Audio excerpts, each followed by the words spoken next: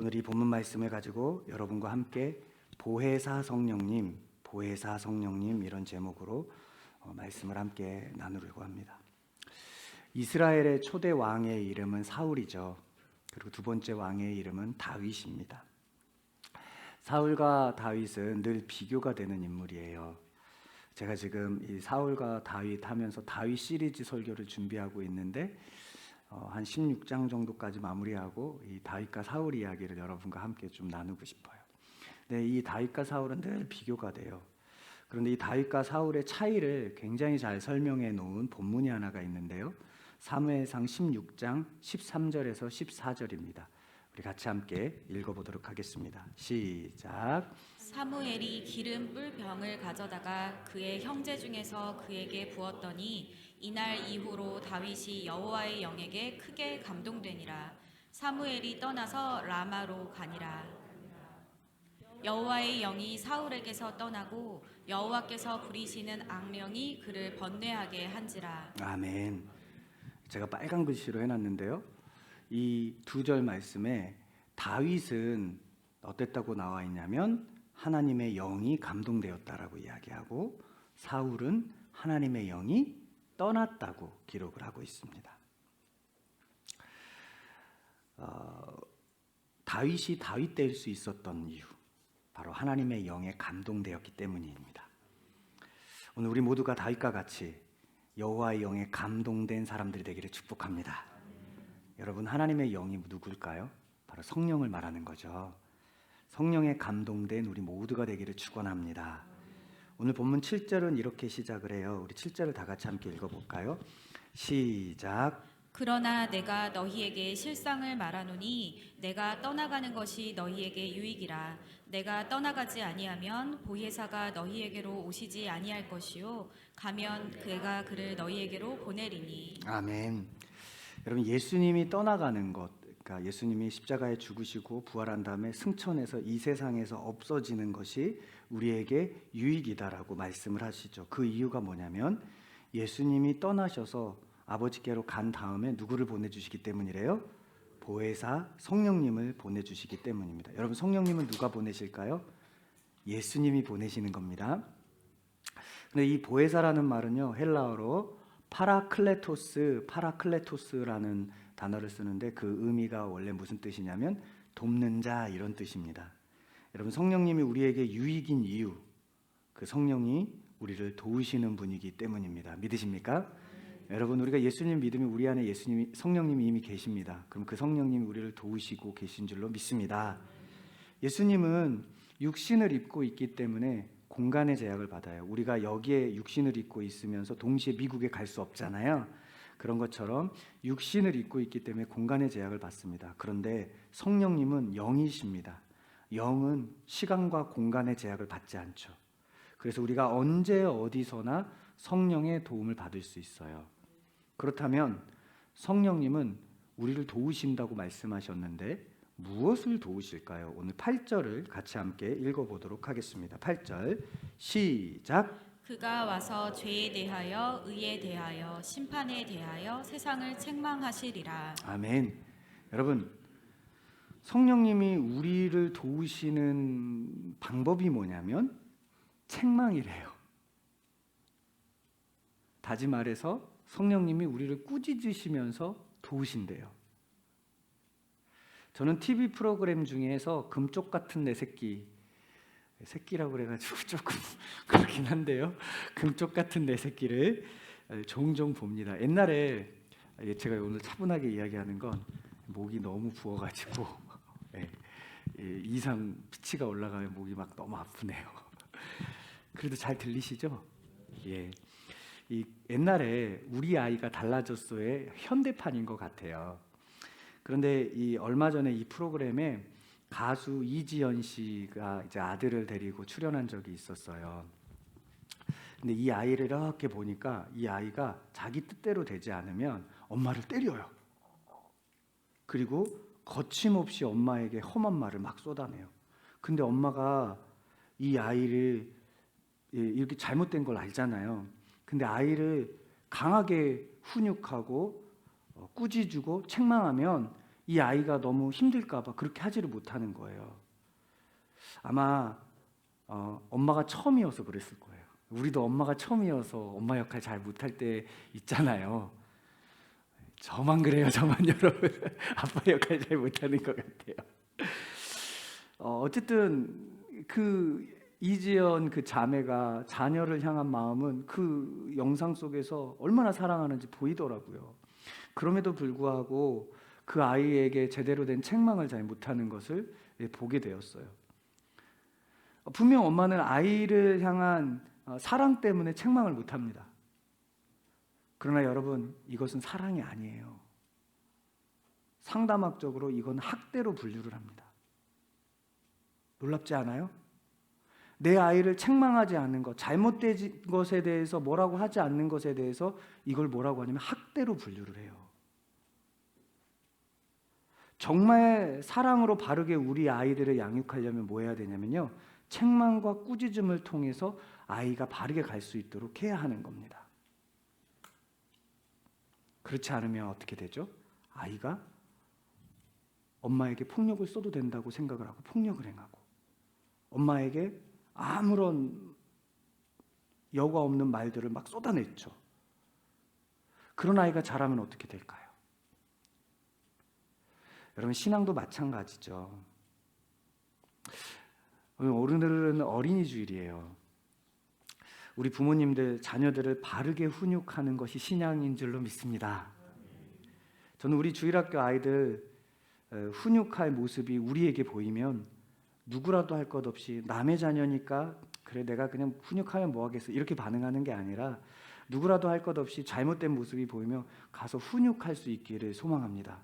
그랬을 때 부모님들 마음이 분명히 속상할 거예요. 그런데 속상하지 않기를 축복합니다.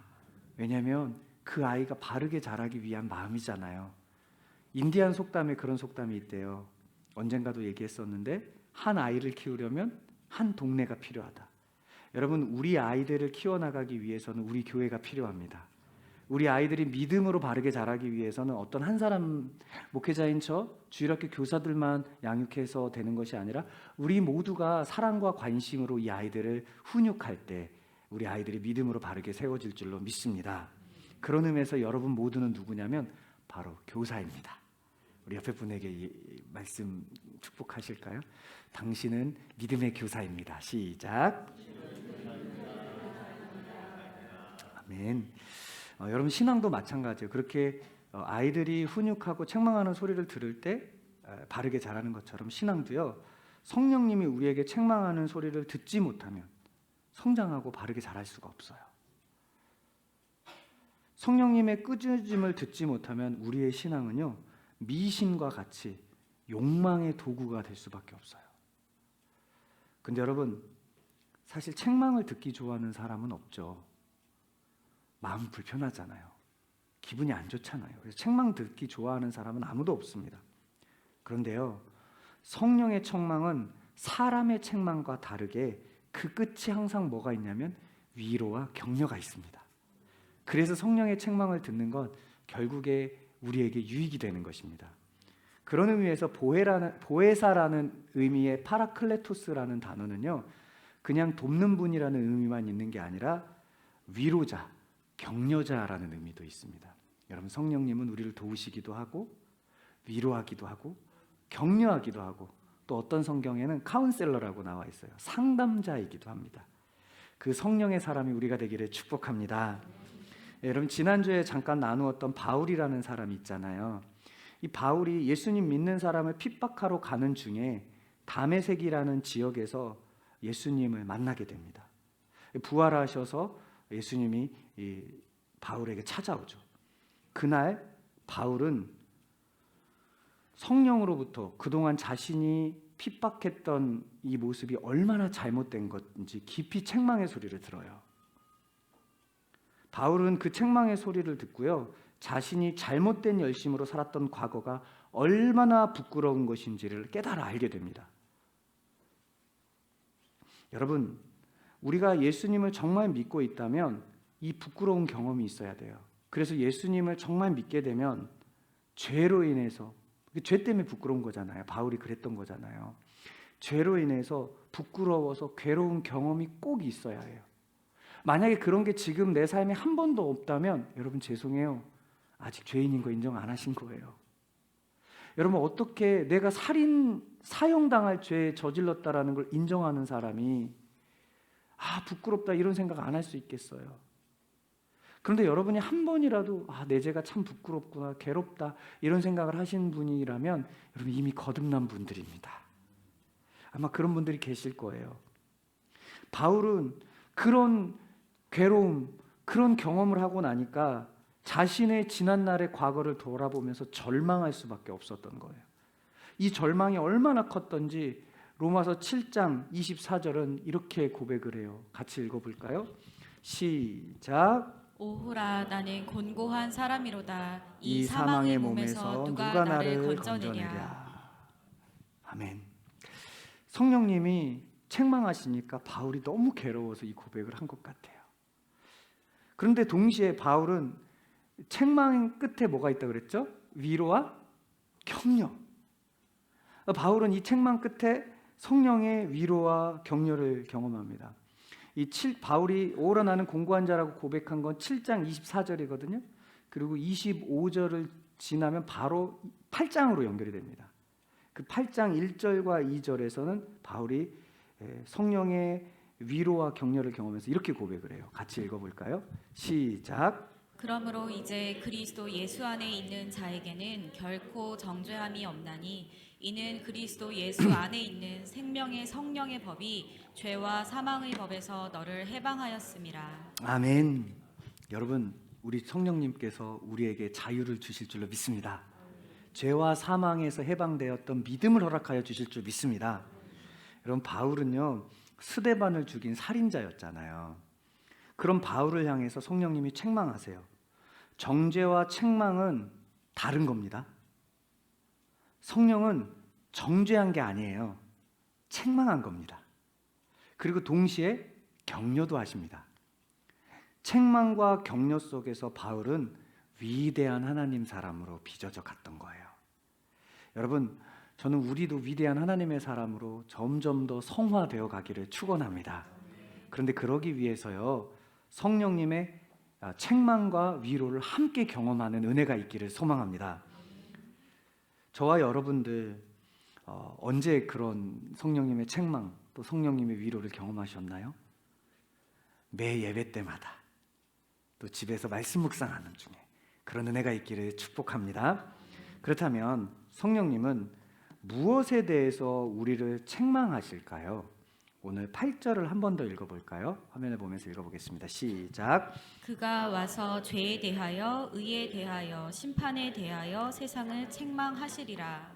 성령님이 책망하는 것 첫 번째, 우리 화면을 보면서 읽어보겠습니다. 시작. 죄에 대하여 책망하십니다. 네, 여러분 성경이 말하는 죄란 무엇일까요? 우리가 일반 세상의 죄는 도둑질, 이런 나쁜 짓 하는 것 이런 걸 죄라고 하잖아요. 근데 성경이 말하는 죄는 그게 아닙니다. 성경은 도둑질 이런 걸 겉으로 드러나는 걸 범죄라고 얘기해요. 그래서 실제적으로 나쁜 짓 하면 범죄자 이렇게 얘기하잖아요. 근데 성경은 우리를 향해서 너희는 범죄자다라고 이야기하지 않아요. 너희는 죄인이다라고 이야기를 하죠. 성경이 말하는 죄가 무엇일까요? 이 죄라는 단어는 헬라어로 하마르티아라는 단어를 씁니다. 관역에서 벗어났다 이런 뜻이에요. 하나님을 겨냥해야 할 우리의 마음과 우리의 모든 삶의 화살이 다른 것을 겨냥하고 있는 것, 이것이 성경이 말하는 죄입니다. 여러분, 요즘 여러분의 삶과 여러분의 마음은 어디를 향하고 계세요? 하나님을 향하고 있기를 축복합니다. 사울과 다윗의 가장 큰 차이점은 이 마음의 화살의 차이입니다.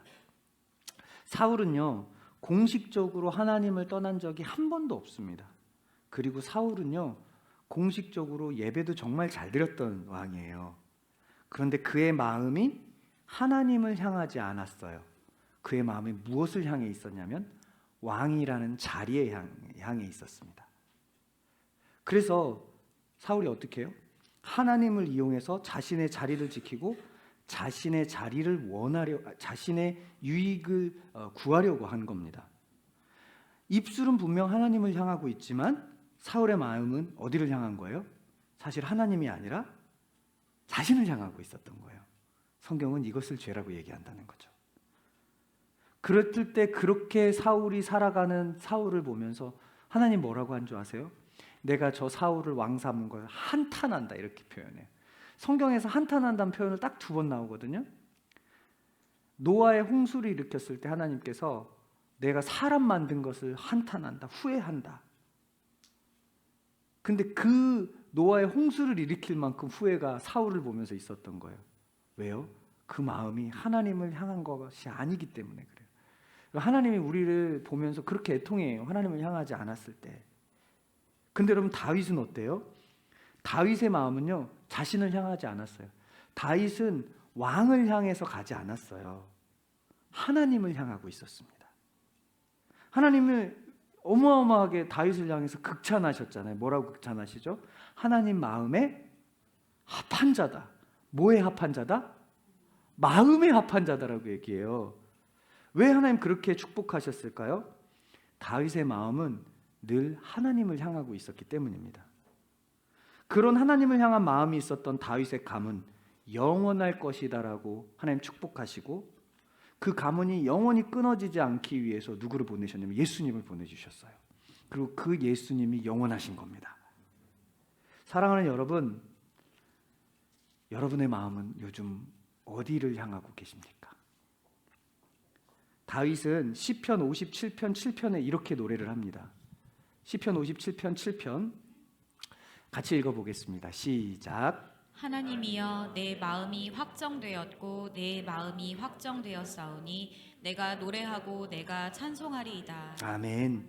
주님을 향해 마음을 확정한 다윗처럼 우리의 마음이 늘 주님을 향해 있기를 축원합니다.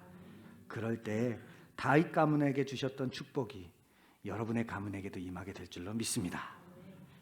성령님이 우리를 도우시기 위해서 책망하시는 것 2번째, 화면을 보면서 읽어볼까요? 시작. 의에 대하여 책망하십니다. 10절을 같이 읽어보겠습니다. 시작. 의에 대하여라 함은 내가 아버지께로 가니 너희가 다시 나를 보지 못함이요. 아멘.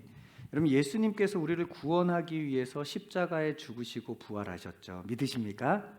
아멘. 그리고 하나님 아버지가 계신 곳으로 승천하셨습니다. 그 이후로 육신을 가지고 계신 예수님을 본 사람은 아무도 없습니다.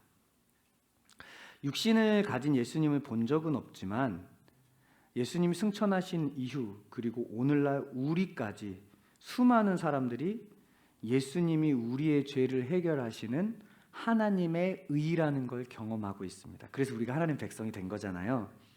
근데 그것을 깨달아 알게 하는 분이 누구라는 거냐면 바로 성령님이라는 겁니다. 그래서 고린도전서 12장 3절, 제가 이 고린도전서 12장 3절을 정말 많이 말하는데요. 여러분들이 외우지는 못하더라도 이 말씀이 여기에 있구나 한번 기억하셨으면 좋겠어요.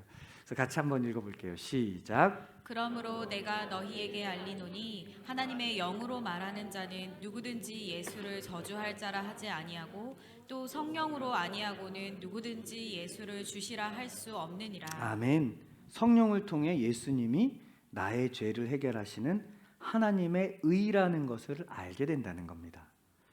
여러분 이미 그걸 깨달았으니까 여러분 안에 누가 계신 거예요? 성령님이 계셔요. 그래서 여러분은 성령의 사람입니다. 그런데요, 이 사실을 정말 믿는 사람, 어떤 행동을 하냐면 하나님의 의의 정수가 담겨져 있는 하나님의 말씀을 순종하고 따를 수밖에 없습니다.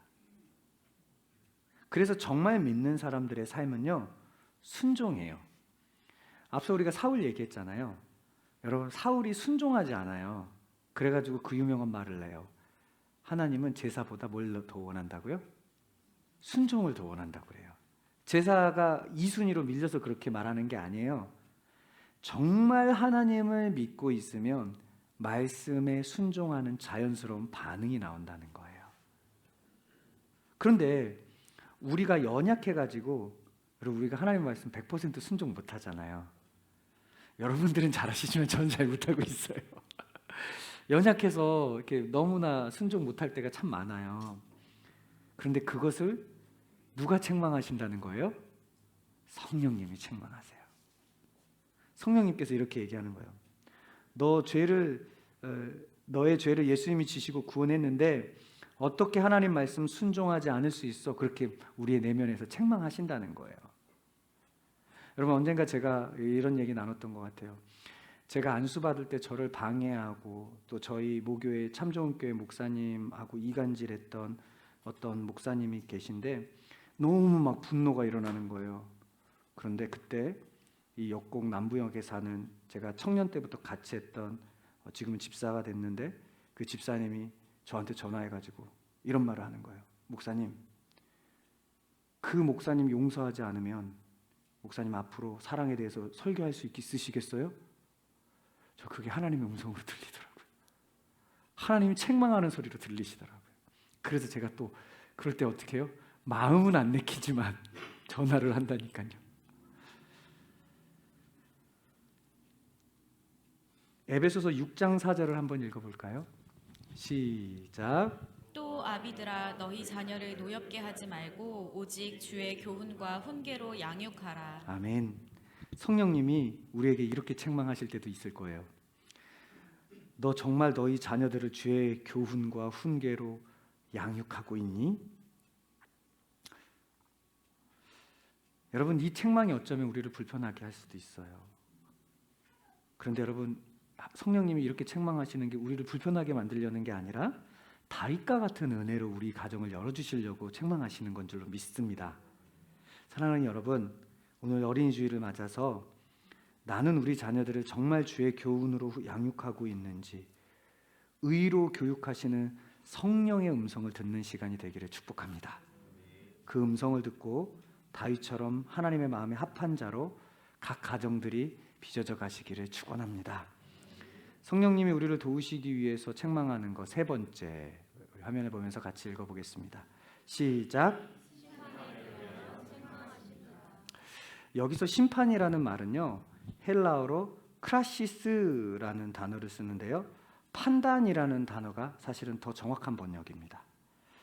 성령님이 책망하시는 것이 무엇이냐면 성경의 시각이 아니라 내 경험과 내 지식의 시각으로 어떤 문제와 상황을 판단하고 그렇게 행동하는 것을 책망하신다는 거예요. 여러분, 아담과 하와가 선악과 따먹잖아요. 근데 여러분, 선악과를 따먹은 이후에 했던 행동이 뭐냐면 옷으로 가려요. 이만큼 크기면 좀 가려지겠지. 판단하고 그리고 행동하고. 그전에는 뭐였어요? 행동의 주체, 생각의 주체, 판단의 주체 모두가 다 하나님이었어요. 그런데 죄가 들어오자마자 행동의 주체, 판단의 주체, 그 모든 것의 주체가 누가 되냐면 아담과 하와가 돼버렸어요. 하나님은 그렇게 해서는 안 된다고 우리를 책망하신다는 겁니다.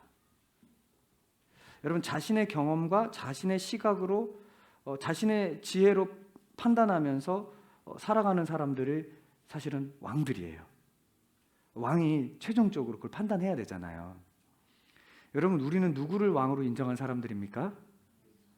예수님, 삼위일체 하나님을 우리가 왕으로 인정한 사람들이죠. 하나님을 왕으로 인정한 사람들은요, 세상 경험과 세상 지식을 뒤로 해라 라는 말이 아니라 그것에 앞서서 하나님의 말씀을 먼저 앞세우고 살아가라는 말입니다. 여러분, 믿음으로 산다는 건요, 바로 이 말씀을 앞세워 살아간다라는 말이에요. 그런데 이렇게 말씀의 원리로 사는 게 그리스도인의 삶임에도 불구하고 많은 사람들이 믿음으로 산다고 말하면서 내 경험과 내 지식으로 살려고 합니다. 여러분, 내 경험과 내 지식, 내 뜻대로 사는 건 누가 왕인 거죠? 내가 왕인 겁니다. 이런 모습을 누구 자리에 앉는 거냐면 하나님 자리에 앉는 거예요. 하나님 자리에 앉으면 하나님이 당연히 뭐 하실까요? 심판하시겠죠. 그러니까 하나님이 심판 안 하시려고 너 그러면 안 돼. 그 자리 원래 내 자리야. 이렇게 우리를 사랑으로 책망하신다는 겁니다. 여러분, 사울은 처음에 하나님께 택함을 받아 왕이 되지만 세상 경험과 지식으로 나라를 이끌어가려고 하기 시작해요. 그 결과 하나님이 사울을 심판해서 비참한 최후를 맞이합니다. 이런 비참한 최후를 맞은 이유를 사무엘상 2장 30절은 이렇게 종합해서 이야기를 하고 있는 것 같아요. 같이 함께 읽어볼까요?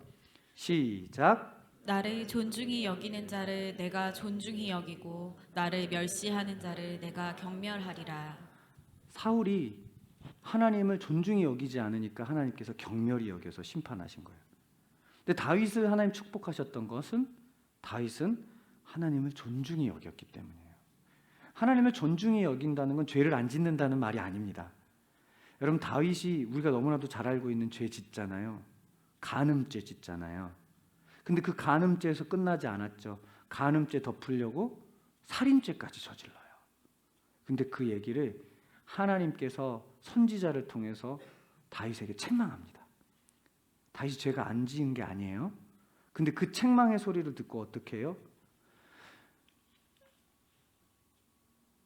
나를 주의 성령에서 거두지 마시고 정직한 영을 새롭게 하시고 주의 성령을 거두지 마시고 막 이러면서 회개하면서 주님 앞에 나아가요. 제가 갑자기 시편 말씀이 생각이 안 나가지고 그러면서 막 주님 앞에 처절하게 회개하고 주님 앞에 나아가요. 그러면서 다시 다윗은 어떻게 해요? 다시 하나님을 존중히 여기면서 자신의 삶에 하나님의 책망을 듣고 반응한 겁니다. 여러분, 하나님을 우리가 정말 존중히 여기면요, 우리의 판단의 주체, 행동의 주체가 모두 하나님이 되어야 합니다. 이것이 기독교 세계관이에요. 예수 믿으면서 행동하는 게 기독교 세계관이 아니라 말씀의 기초로 한 모든 삶의 원리로 전환되는 게 기독교 세계관입니다. 저는 우리 교회가 기독교 세계관으로 가득한 삶이 되기를 축원합니다.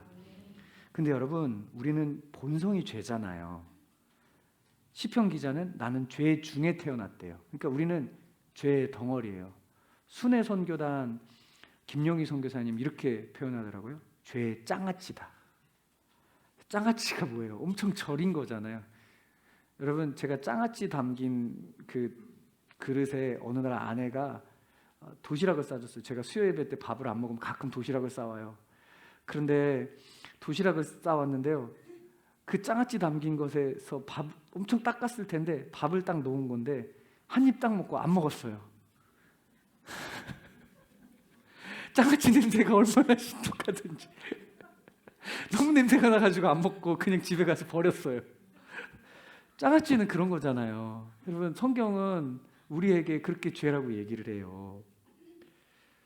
그래서 여러분, 우리는요, 그 장아찌처럼 절여있는 죄인 중에 괴수이기 때문에 하나님이라는 권역에서 멀어지고 싶지 않은데 자꾸 멀어지려고 해요. 긴장을 조금만 놓치면 하나님을 거스르려고 합니다. 그런데 그때 우리 안에 계신 성령님이 우리를 바른 길로 인도하기 위해서 책망하신다는 거예요. 성령의 책망의 소리를 무시하면 사울의 길로 갑니다. 그러나 사울의 길이 아닌 다윗의 길로 인도하기 위해서 하나님께서는 성령을 보내시고 그 성령을 통해서 우리를 책망하셔서 복된 길로 가게 하니, 성령의 책망의 소리는 복음 아닙니까? 이 복음을 듣는 우리 모두가 되기를 축원합니다. 말씀을 마무리하겠습니다. 오늘 말씀에 예수님은 자신이 승천하여 하나님께로 가는 것이 우리에게 유익이라고 말씀하셨어요. 그 이유는 예수님이 하나님께로 가야 성령을 보내시기 때문입니다. 성령님은 책망을 통해서 우리를 도우시는 분입니다. 성령님이 오셔서 무엇을 도우십니까? 죄를 깨닫게 해서 하나님을 향하지 못한 마음을 하나님께로 향하게 합니다. 의로우신 하나님을 따라서 말씀에 순종하게 합니다. 내 생각, 내 경험으로 사는 것이 아니라 주님 말씀과 믿음으로 살게 합니다. 저와 여러분들이 다윗과 같은 믿음의 사람으로 서기를 축원합니다. 우리 마지막으로 13절을 한번 읽어보겠습니다. 시작. 그러나 진리의 성령이 오시면 그가 너희를 모든 진리 가운데로 인도하시리니 그가 스스로 말하지 않고 오직 들은 것을 말하며 장래 일을 너희에게 알리시리라. 아멘. 성령의 책망은 우리를 진리 가운데로 인도할 겁니다.